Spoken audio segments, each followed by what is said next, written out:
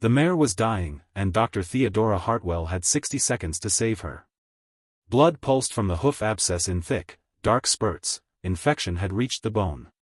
One wrong cut and she'd sever the digital artery. The horse would bleed out in minutes. Hold her steady.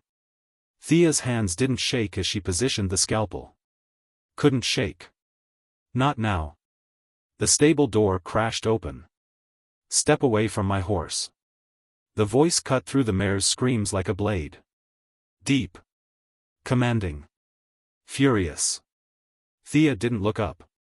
In 30 seconds, or she dies. Your choice. You're butchering her. I'm saving her life. She made the incision. Clean. Precise.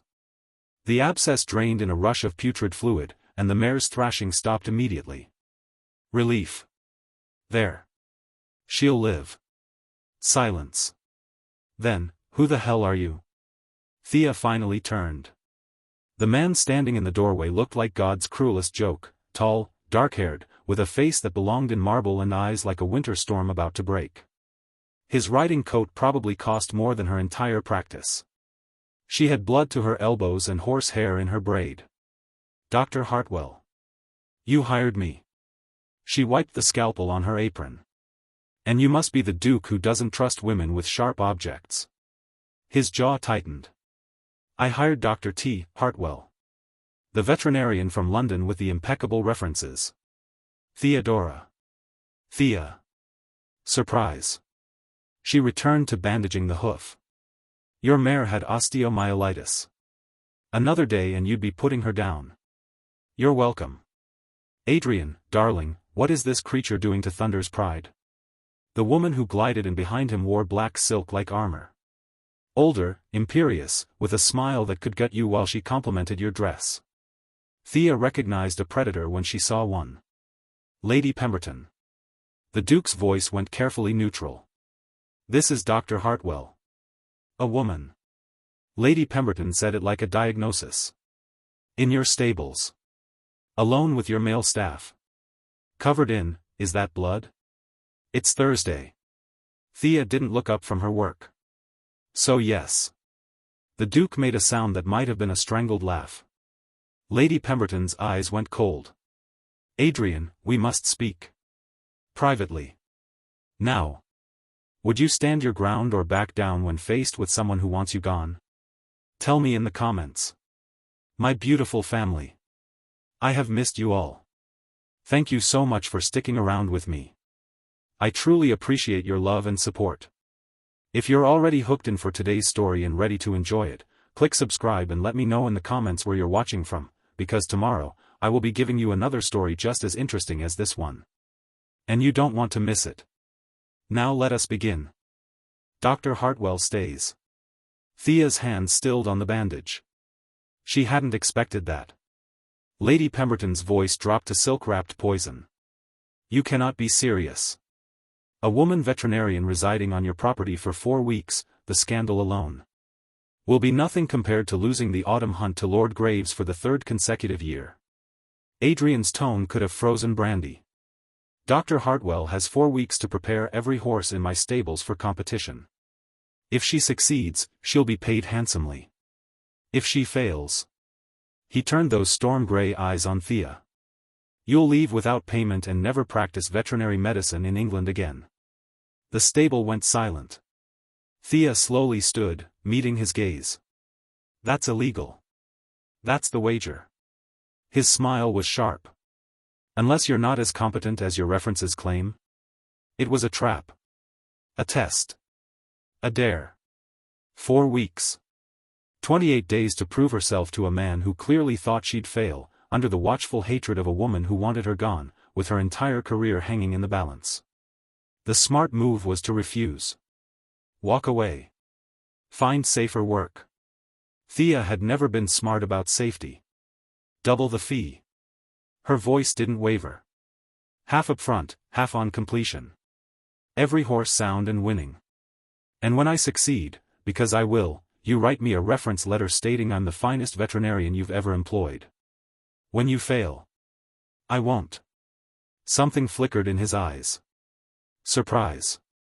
Maybe respect. Done. He extended his hand. She took it. His palm was warm, his grip firm, and the contact sent electricity straight up her arm. For 3 heartbeats, neither moved. Lady Pemberton's disgusted exhale shattered the moment. You'll regret this, Adrian. Perhaps. He released Thea's hand slowly. But at least I'll regret it on a winning horse. He turned and left, his aunt sweeping after him like a black cloud. Thea stared at the stable door, her hand still tingling. 4 weeks. What had she just agreed to? Behind her, Tommy cleared his throat nervously. Doc? That mare in the east stable, she's refusing to eat. Won't let anyone near her. Been 3 days. Of course there was another crisis. There was always another crisis. Thea grabbed her bag. Show me. But as she followed Tommy deeper into the stables, she couldn't shake the feeling that the dying mare wasn't the only dangerous thing she just agreed to handle. Adrian Blackwell was watching her from the manor house window. And he looked like a man planning something. The mare in the east stable was pregnant. And someone was poisoning her. Thea knelt in the straw, examining the barely touched feed bucket. The smell hit her first, bitter almonds beneath the oats. She touched her finger to the grain, brought it to her nose. Cyanide. Trace amounts, but enough. Tommy. Her voice was ice. Who has access to this stable? Everyone, document. It's not locked. It is now. She stood, mind racing. Get me a padlock. No one feeds this mare except me. Understand? You think someone's. I know someone is. She dumped the poisoned feed into a sack. Evidence. This mare's carrying the Duke's prize stallions full. She's worth more than most people's houses. Someone wants her dead. Tommy's face went white. Should we tell his grace? Thea hesitated. Tell the Duke his stables had a saboteur on day 1? Hand him a reason to claim she'd failed before she'd even begun? Not yet. First, I prove I can handle it. She spent the next 3 hours examining every horse, every feed bucket, every water trough. By sunset, her back ached and her hands were raw, but she'd found 2 more contaminated buckets. Someone was systematically targeting the most valuable horses. Dr. Hartwell. She spun. Adrian stood in the stable doorway, still in his riding clothes, hair windswept.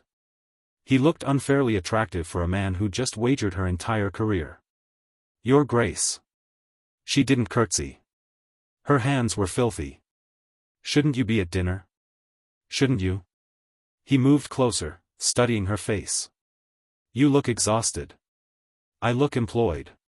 She returned to examining a gelding's legs. Your horses are in worse condition than I expected. Whoever your previous veterinarian was, they were either incompetent or blind. He came highly recommended. So did the Titanic's captain. She found swelling in the gelding's fetlock, old injury, poorly healed. This one needs poultices and rest. He shouldn't be ridden for at least a fortnight. The autumn hunt is in 4 weeks. Then pray I'm as good as I claim. She straightened, meeting his eyes. Unless you'd prefer I lie and say everything's fine? Let you ride him into permanent lameness? His expression shifted. You're blunt. I'm honest. There's a difference. She wiped her hands on her apron. Your Grace, if you're here to supervise my work. Adrian. She blinked. What? My name. Use it. He leaned against the stall door, casual in a way that felt dangerous. If we're to spend 4 weeks in close quarters, formality seems exhausting. Close quarters? Her pulse kicked. I'm working in your stables, not your bedroom. Obviously. But his smile suggested he'd noticed her blush. Though Lady Pemberton seems convinced you're planning to seduce me between hoof trimmings. Your aunt has a vivid imagination. My aunt has a vicious tongue and powerful friends. His smile faded. She'll make your life difficult, Thea. I'd apologize for it, but you seem like someone who prefers warnings to apologies. The use of her given name did something dangerous to her composure. Why did you really hire me? The question escaped before caution could stop it. You could have refused when you learned I was a woman. Hired someone else. Instead, you raised the stakes. Adrian was quiet for a long moment. In the dimming light, his features were all sharp angles and shadows. My brother was supposed to inherit everything. His voice went distant. Edward. He was perfect, charming, diplomatic, born to be Duke. I was meant to be the spare who studied animal husbandry and avoided society. Have you ever felt like you're living someone else's life? Drop a comment if this hits home. What happened? Riding accident. 3 years ago. He met her eyes. Suddenly I was Duke. Managing estates I didn't understand, navigating politics I'd never studied, married to a woman Edward had chosen. He stopped abruptly. You were married? Thea's throat went tight. Widowed. Catherine died 2 years ago. Fever. No emotion in his voice. Just facts. We barely knew each other.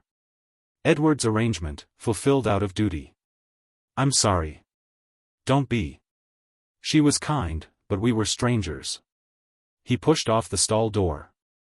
I hired you because your references said you're brilliant.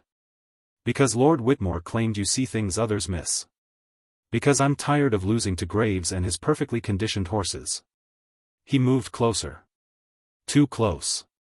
And because when you looked at me covered in blood and completely unimpressed by my title, I thought, finally. Someone real. Thea's breath caught. Behind them, the stable door opened. How touching. Lady Pemberton stood silhouetted against the sunset, and she wasn't alone. A blonde woman in expensive silk stood beside her, beautiful in that fragile, porcelain way society adored. Lady Pemberton's smile was venomous. Adrian, darling, look who's arrived early. Lady Victoria Ashford. Your future bride. The world tilted. Thea watched Adrian's face go carefully blank, the same expression he'd worn when Lady Pemberton first appeared. Polite. Distant. Duke-like. Not real. Lady Victoria. He bowed slightly. This is unexpected. Your aunt invited me. Victoria's voice was soft, cultured, perfect. Everything Thea wasn't. She thought you might enjoy company during the preparations for the hunt. How thoughtful. Adrian's tone gave nothing away. Lady Pemberton's eyes glittered with triumph. Dr. Hartwell, surely you have work to finish? We wouldn't want to keep you from your animals. The dismissal was surgical. Thea should have left. Should have remembered her place, her wager, her career hanging by a thread. Instead, she met Lady Pemberton's gaze. Actually, I was just informing His Grace about the contaminated feed I found in 3 stables. Someone's been poisoning his horses. Silence. Adrian's head snapped toward her. What? Cyanide. Trace amounts in the feed buckets for your most valuable breeding stock. She pulled out the sack of evidence. The pregnant mare, the prize stallion, the hunter that won last year. Someone wants them dead. Victoria gasped delicately. Lady Pemberton's expression went glacial. That's quite an accusation, the older woman said coldly.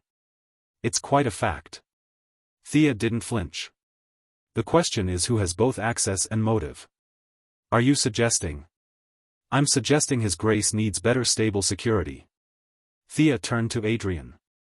I've locked the affected stalls and disposed of the contaminated feed.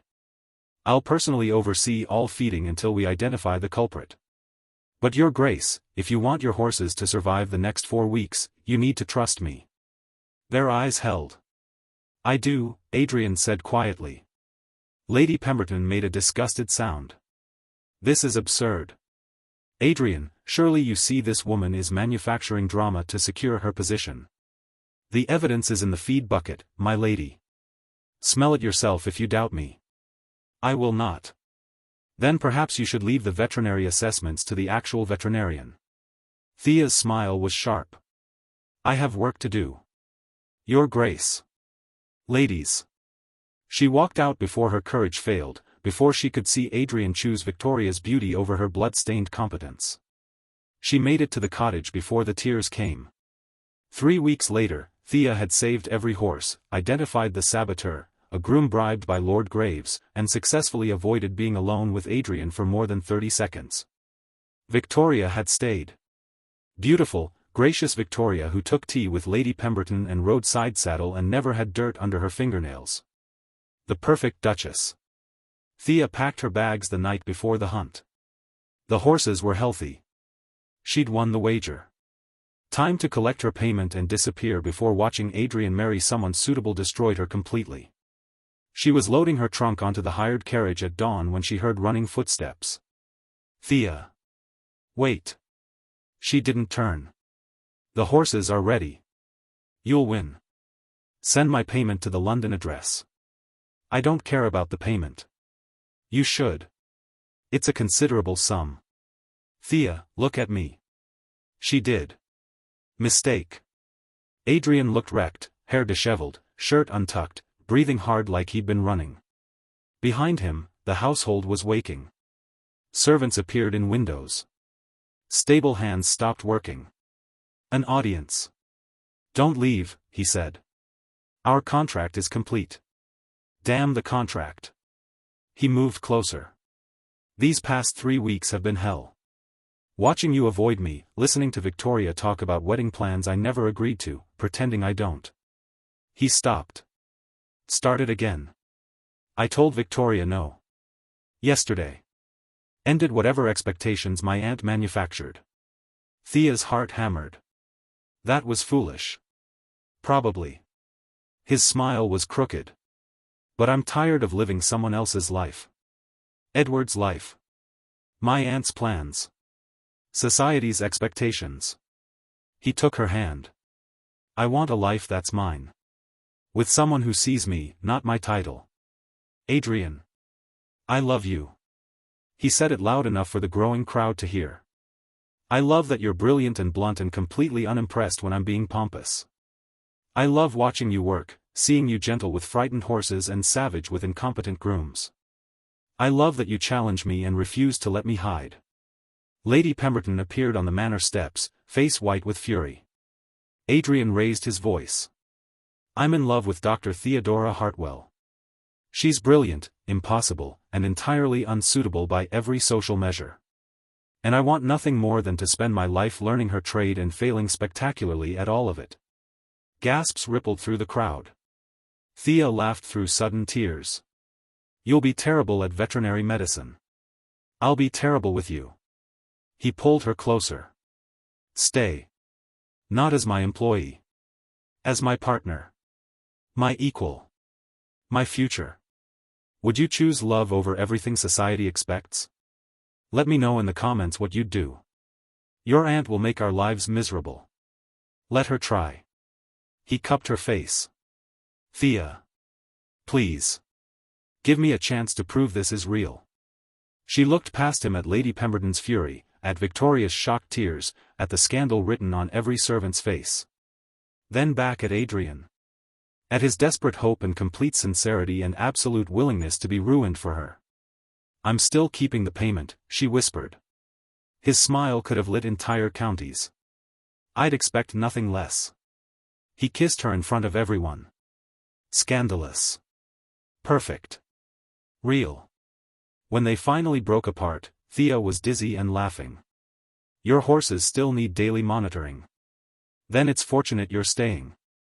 He rested his forehead against hers. Fair warning, I'm catastrophically incompetent with medical instruments. I'm aware. She pulled back slightly. Adrian, truly. Are you sure? Because once this becomes public. I'm sure. He caught her hand. Come back inside. Let me explain to my steward why my veterinarian is now my future duchess. I'm not giving up my practice. I'm not asking you to. Lady Pemberton blocked their path, trembling with rage. Adrian, this is social suicide. Then I'll die socially. He met her eyes calmly. Aunt, I loved Edward. But I'm done living his life. Dr. Hartwell makes me happy. If you can't accept that, you're welcome to return to your own estate. Silence. Finally, Lady Pemberton drew herself up. You'll regret this. Perhaps. But it will be my regret. She swept away, fury radiating. Adrian turned to Thea, suddenly uncertain. That went better than expected? Your standards for better are concerning. She looked up at him. 4 weeks ago, you hired me to save your horses. Best decision I ever made. I'm keeping my work clothes. I wouldn't have you any other way. 6 months later, Thea stood in the breeding stables, checking on a newborn foal. Adrian leaned against the stall door, watching her work with obvious adoration. You have ink on your face, he observed. You have horse hair on your jacket. She didn't look up from her examination. We're a matched set. The foal looks healthy. She's perfect. Strong legs, good lungs, excellent conformation. Thea straightened, smiling. Your breeding program is finally producing consistent results. Our breeding program. He moved closer. You did most of the work. You helped. I held things while you gave instructions. Exactly. Helping. She kissed him quickly. Lady Pemberton's coming for tea later. Are you prepared? She's achieved basic civility. I call that victory. She called me doctor last week. Without sarcasm. Miracles do happen.